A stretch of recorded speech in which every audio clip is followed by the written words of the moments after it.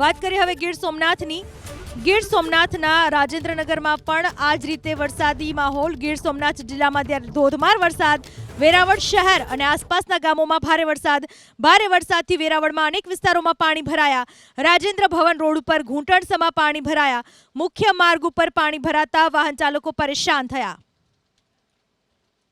ગીર સોમનાથમાં ત્રીજા દિવસે મેઘ સવારી જોવા મળી છે અને વેરાવળના અનેક વિસ્તારોમાં વરસાદી પાણી ભરાવાની પરિસ્થિતિનું નિર્માણ થયું છે। આ રાજેન્દ્ર ભુવન રોડ એક્ઝેક્ટ આપ જોઈ શકો છો, નગરપાલિકાની સામેનો જ વિસ્તાર અને નગરપાલિકાની સામે જ નગરપાલિકાની પોલ છે તે ખુલી ચૂકી છે।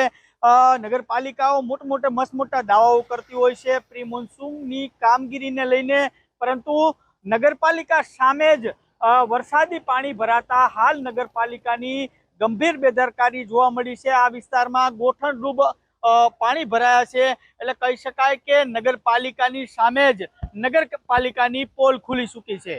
અર્જુનવાળા, એબીપી અસ્મિતા, ગીર સોમનાથ।